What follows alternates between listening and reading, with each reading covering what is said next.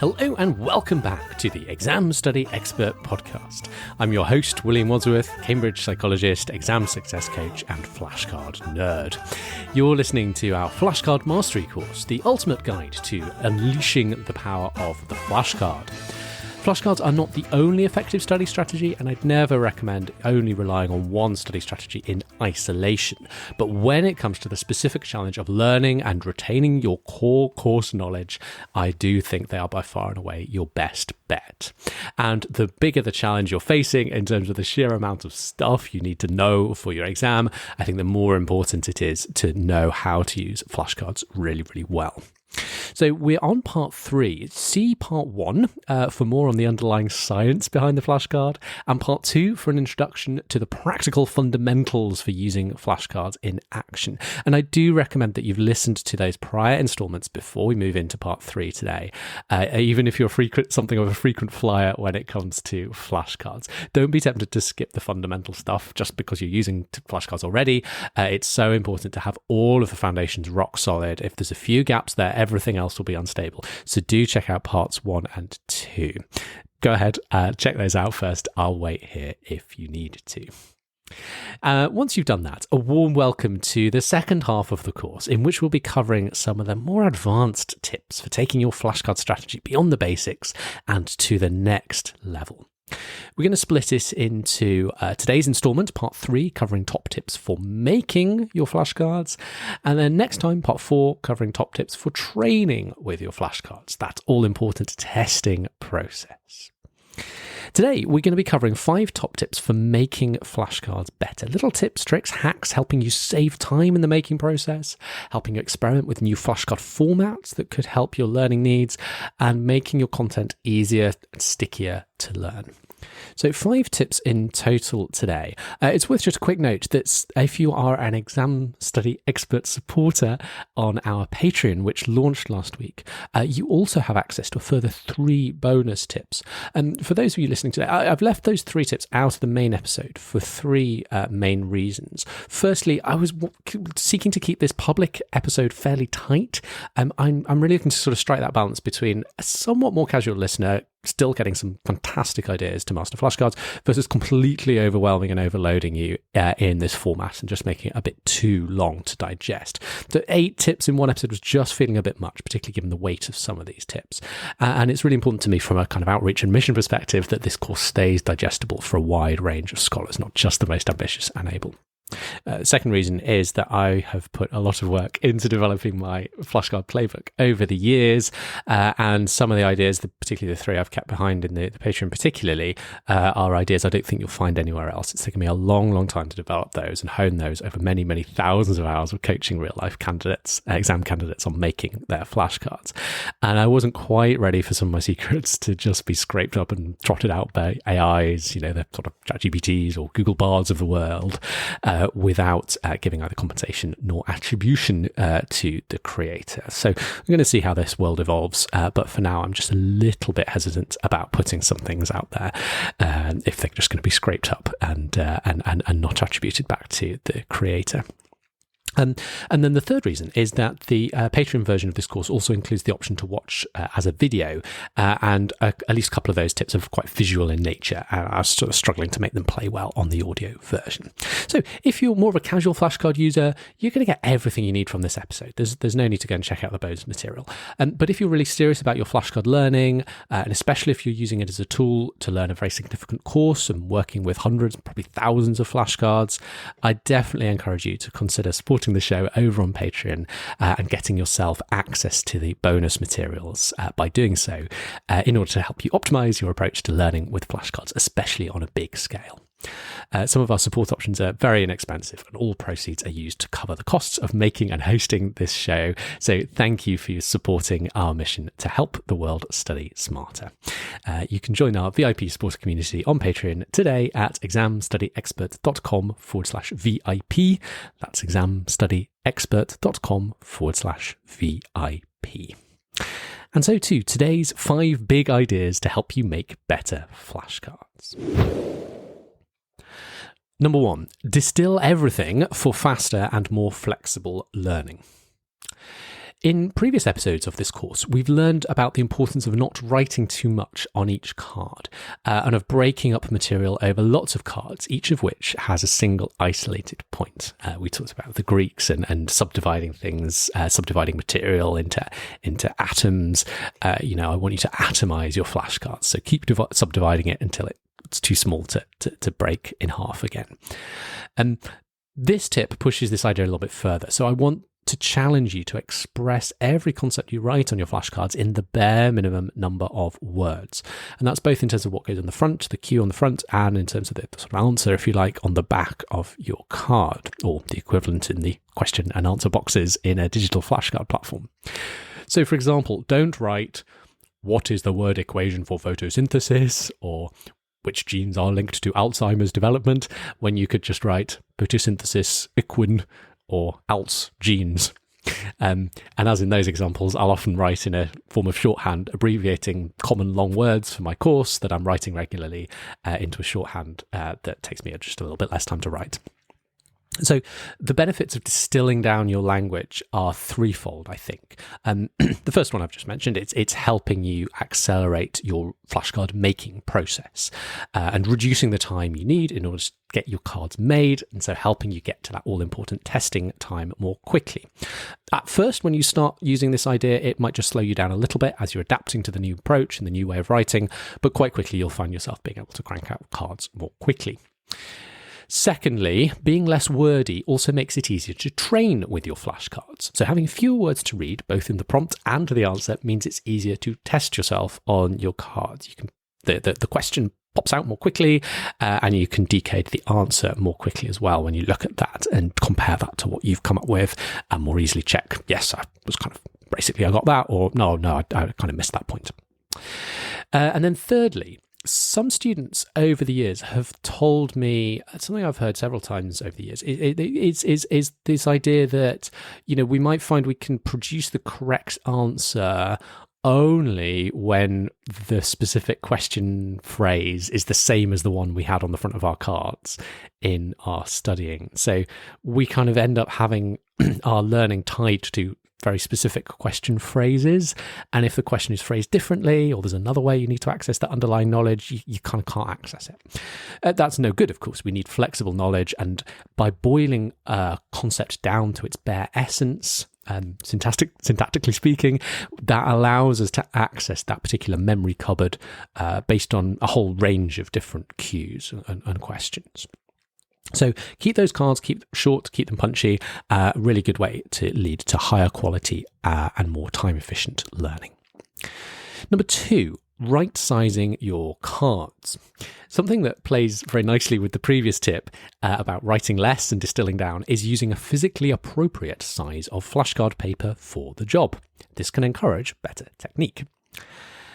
Now, as I've mentioned in previous installments in this course, most of my tips apply to all different kinds of flashcard formats, including paper and digital cards, but this one is specific to old school paper flashcards.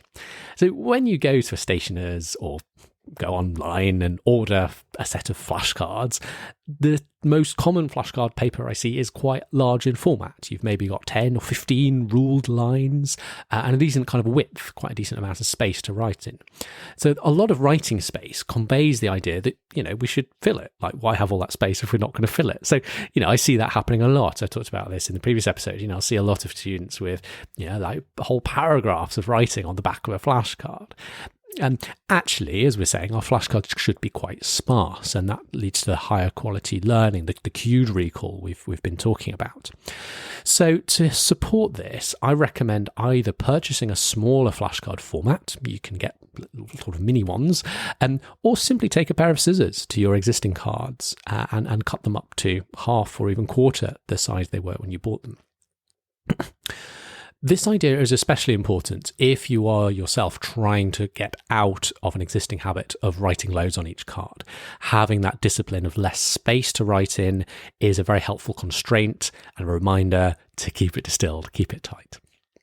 2 little footnotes to this idea. First, if you have a lot of complex material, you're taking a course that has a lot of diagrams, charts, or extensive equations or multi-part lists, you may well find that a larger card format suits you better, as it allows you to fit in those more complex elements. So right sizing your card, using the most appropriate card size for the kind of material you're going to need to learn. And secondly, I don't want anyone listening to feel alienated at all with this talk of, going out and buying flashcards. For some of you listening, that's not, so that won't fit into your budget, if you're working with more limited funds. So if that's the case for you, then just remember that any old bit of paper can be a flashcard. Just cut it up to your preferred size and you're good to go. Or if you have access to IT of any kind, consider the digital alternatives. Number 3, all clued up comprehensive cues. I like the cue that goes on the front of my card or in the question box in a digital flashcard platform. I want that cue to tell me exactly what I need to recall. So nothing more, the bare essence, as we talked about in distilling down, but also I do want it to lay out the challenge very clearly. So in practice, sometimes adding an extra detail about the dimensions of what a correct answer looks like can be a really helpful move, especially, as we mentioned in the previous tip, when those cards start to get a little bit more complex, and in particular, when you're starting to find your cards consists of lists of ideas. So you might have a single flashcard that demands a list of symptoms or risk factors, or a list of advantages or disadvantages, or a list of items in a theoretical framework, or steps in a process, and so on. You can't subdivide that list further. You can't atomize it anymore. It all has to go on one card. You have to learn it as a set. And when that happens, I like to add a little number to the front of the card to tell me what I'm looking for. So I might add a little number 5 in parentheses on the front of the card, or again in the question box in a digital flashcard platform, to remind me that I'm looking for 5 items in the list. Or I might write 2 plus, 2 minus to indicate I'm looking for 2 advantages or pros, 2 disadvantages. If you have a lot of slightly more involved cards of this nature, by the way, do check out the bonus tip on Structure is Sticky, making it pop with light visual structure and other mnemonic devices on the Exam Study Expert Patreon, and do watch the video version of that tip in particular if you can, so you can see what I mean and how it can apply to your cards. Tip number 4, anything can be a flashcard. So the principle behind this tip is that I want to encourage you to spread your wings and take the power of flashcard learning into other contexts. At its heart, the flashcard is a way of showing you a cue and giving you practice at recalling the answer. So beyond the usual formats, and again, we talked about those last time, here are some fun ways you can incorporate flashcard-style recall practice in some slightly more creative and unexpected situations. Number 1, add sticky notes to your textbook to cover up key bits of information, diagram labels, and so forth. You put the sticky note, the yellow sticky, over the key bit of information, and then write some kind of cue or question on the front of the sticky note. And behold, you've kind of made an instant lift the flap style flashcard. You haven't had to write what's on the back. You're just using the sticky note to cover it up and then adding a little cue or question of your own on the front. Talking of lift the flap stickies, a common revision advice is to put sticky notes up in prominent places around your house. For example, around the bathroom mirror or by the kettle. The idea being that, you can look at some of your key points as you're brushing your teeth or making a cup of tea in the morning and so forth. My little twist on this tip is making lift the flap style stickies with a prompt or a cue on the front and then an answer on the back. So that way, while you're brushing your teeth or making tea, etc., you can turn what is otherwise a passive learning strategy, just looking at the sticky, into a really nice bit of regular spaced retrieval practice where you can actually test yourself on the key points. Number 3, consider filling a jar with jumbo lolly sticks with prompts written on one side of the stick and the answer written on the other. And then you can simply pull the sticks out at random to test yourself. Now, this approach has quite a nice sort of tactile element that may appeal to some learners in particular. And it's especially well suited for things like language vocab, where you have to practice learning both ways sometimes, so front to back and back to front, and where it's not especially important to keep your cards in any particular order. I normally like to keep my cards in order. I'll talk about that more next week. But for things like vocab, it really doesn't matter. You can just jumble it up and it doesn't matter at all. The final idea I've got for you here is setting common passwords as things you need to memorize. So when you log into your when you log into your laptop or your phone or certain digital services, you log into your email inbox or whatever, every time you want to log in to a particular device or app, you're forced to recall and type in the answer. That's your password. So potentially practicing an important concept multiple times daily. And you can even cycle this around.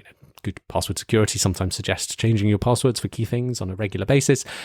So as you master and memorize one particular concept or fact, you can cycle that out and change your password to the next thing you want to remember. So have fun with the idea of where you can create these little cued recall moments throughout the day, around the bathroom mirror, between the sticky notes, little jumbo lolly sticks, the passwords idea, and get creative with it. Have fun. Finally, to wrap up the list for today, number 5, consider audio flashcards, cued recall in audio format. So kind of building on the previous idea of finding creative ways to do our flashcards, do you like the idea of doing some high quality cued recall retrieval practice to memorize all the details of your course? But do you wish you didn't have to read anything to exercise your memory in this way? Or maybe pair testing, getting someone else to test you, isn't a practical solution because you don't want to rely on constantly having a partner on hand to test you the whole time. In which case, you might consider trying audio flashcards. It's a neat way of achieving the same goals as with regular paper or digital flashcards, but in this format, you are testing yourself by listening to the content rather than reading it. So this is often a good fit for people when either of the following things apply. So you're a scholar for whom reading questions and their answers just takes a little bit longer because of the way your brain works. So the most common example here would be dyslexia, or you might have a visual impairment of some kind. When we do audio flashcards, again, you can achieve the same high quality learning experience, but in an audio rather than a written medium. The other time that audio flashcards can come into really handy is when you have a lot of time in your day when it's just not possible or practical to test yourself with flashcards. So, for example, you have a lot of travel time, perhaps when you're driving, you don't want to be reading flashcards when you're driving, or maybe time doing manual chores, or time doing other kind of commuting, walking, taking the train, and you don't really want to get your flashcards out because it's not particularly practical and so forth. So, audio flashcards facilitate productive use of this otherwise blank time. To use audio flashcards, what we do is as follows. So firstly, we record a series of prompts and answers. For example, using the voice notes app on your phone. So you record the prompt or the cue and then leave a silent pause for a few seconds and then go on to record the answer.